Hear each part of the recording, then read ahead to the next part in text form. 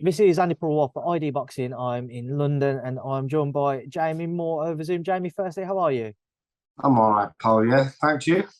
Good to hear. Obviously, it's been quite some time since we last caught up and last did a Zoom interview about mine. But obviously, it's been an interesting 24 to 48 hours in the boxing world. Of course, we was due to see a huge fight between Eubank Jr. and Conor Benn take place on Saturday night. That's no longer the case due to an adverse finding in Conor Benn's VADA test.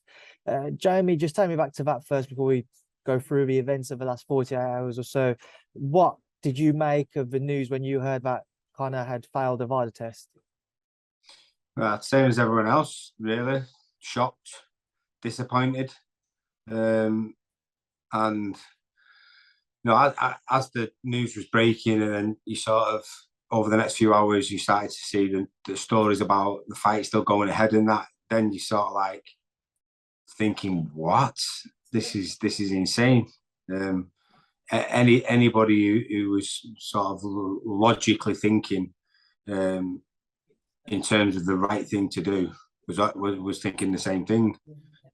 Obviously, if you've got an invested interest in it, and you was losing out on all the hard work and a lot of money and stuff, then I suppose that's why people's opinions were different than the vast majority of people who was thinking the right thing to do was instantly call a fight off.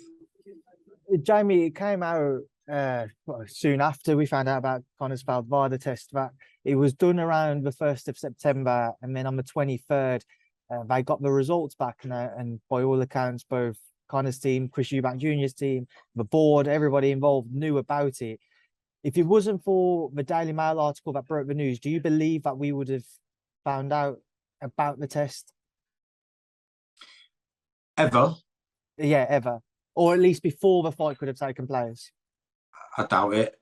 I doubt anyone would have found that out, because if they've not released it at the time of finding out, or at least within a week of doing that, to make put a statement out there, why would they tell you after the event's done?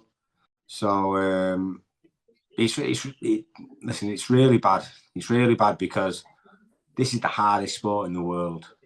The hardest sport in the world. I was retired at 30 years old because I was involved in some really tough fights, and I retired because for my own health and well-being reasons, for my own health and safety, because I didn't want to have the sort of long-term impacts or the risk of that worsening the longer I went on.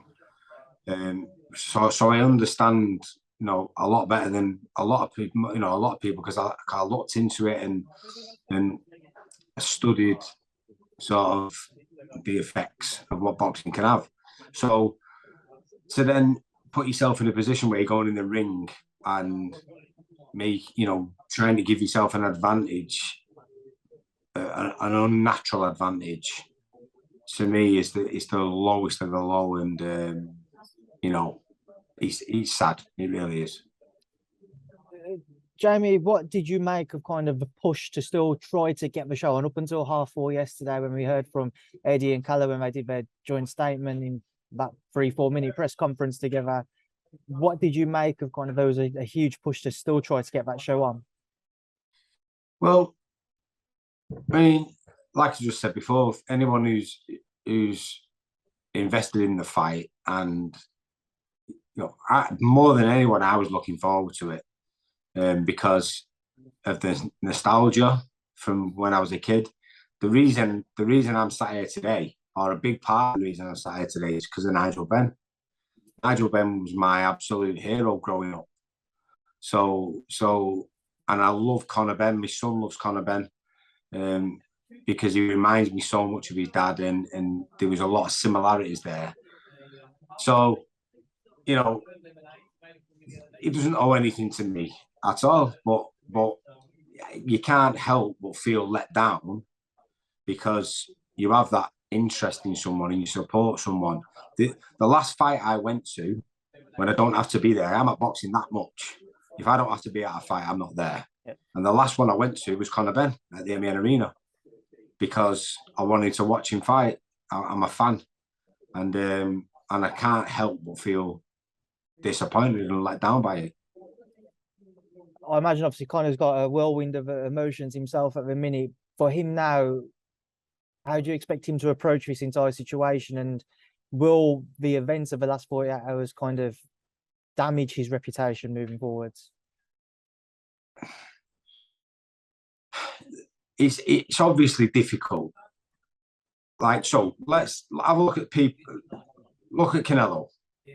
Canelo failed a drug test for clenbuterol and said he's contaminated meat.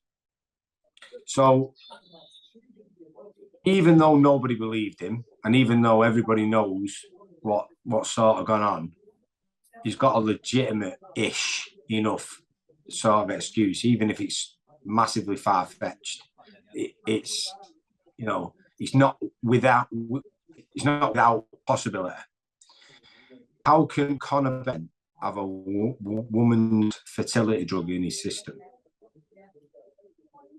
Like, I don't want to throw the kid under the bus because he'll be, God, I'm sure he'll be feeling so much pressure now, and I'm not the type of person to have a pile on. That's why I've not really said anything about it on social media.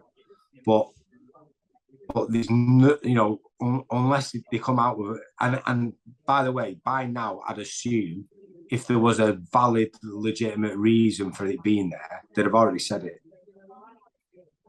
So, you know, woman's fertility in your system, which is known to either increase your testosterone levels or mask a cycle of having drugs in your system before, doesn't take a rocket scientist to it. Jamie, how would you expect the entire situation to unfold from here? So we know about obviously the A sample, which came back with findings. Then he went away and he did a UCAD test, which he got kind of all clear on. Now everybody's asking questions about the B sample when it's common knowledge the B sample is the same, kind of the same. It's the same sample. Yeah, the same sample. It's the same sample. As what the A sample is. Yeah, so the same pot of piss. Yeah, you can say it like that, Jamie. I can't, but yeah, it's the same sample effectively. So, what do you actually expect to see happen now? This is the problem you've got when you've got too many different overseeing bodies involved in the same sport. You know, we haven't got an independent overseeing body in boxing. Most other sports have. So the Boxing Board of Control in itself is independent, but you've got a VADA test being done where people have signed up for it, which has got no relevance to the Boxing Board of Control, who for this fight was the only overseeing governing body. So if this was a WBC fight, title fight, you have to sign into VADA. That's the stipulation of their rules. You've got to sign into it. And so if it was a title fight of theirs and one of them failed test, they would pull the fight. But technically, I think this is what Eddie was talking about yesterday, the Boxing Board have no jurisdiction to stop the fight because they don't recognise VADA. So even though that's horrendous, it's, you know, it's the truth. The fact of the matter is they don't have any jurisdiction over it in that sense. Morally, of course, they've done the right thing because nobody should have seen that fight take place after what everyone found out. But if you're looking at it from a legal point of view, the only way I'd say they get away with it is that they wouldn't be insured. I'd assume the Boxing Board of Control's insurance wouldn't cover the event because there was an adverse finding in the test. So I'm pretty sure that's the way they'll get away with it. But, you know, looking at it from Eddie Hearn's point of view, he was trying to argue the point that they can't stop this fight because they don't recognise VADA, and he'd be right. Jamie, do you think we see this fight happen in the near future or further down the line, or do you think this is very much it hasn't happened now and it can't be put on? God, listen, I was shocked it got made in the first place because of the weight difference. I then sort of warmed to it, and I was like really looking forward to it because of the background, the dads, the nostalgia of it. I always thought it was a dangerous move for Eubank coming down lighter than he's ever been anyway at his age, because if anything, people move up when they get older. You know, it's health from a health point of view, it's not necessarily the best move. It does seem like the ultimate professional, so you'd assume, you know, looking at the videos when he's eating burgers and stuff like that, I just feel like as soon as the fight got made, he filmed those videos of him eating stuff, and they had a bit of a master plan to go, we'll release these nearer the fight as if I'm not struggling with weight. It's, you know, pretty good idea, really. But I don't see how the fight can carry any weight moving forward without it being sort of tarnished with the you know, accusations of drug use and stuff, which, because of the magnitude of the fight in terms of the platform it was going to get, and you know, the amount of people who's going to watch it, it just can't be good for our sport. You can't allow fighters to fail a drug test and then ignore it. Imagine doing that in other sports. It's insane to even think of. Jamie, I appreciate you doing this interview today, and I'll obviously leave you now to enjoy the rest of your Friday. Have you got much planned for the weekend? Mate, I've got a bit of training with the boys tomorrow. I've got some sparring. Chantel's gone home for the weekend. So Jack Catterall, Akib Fiaz, my son Micah, Lerone Harrison, we'll be on the sprints. And then off to watch United Everton on Sunday.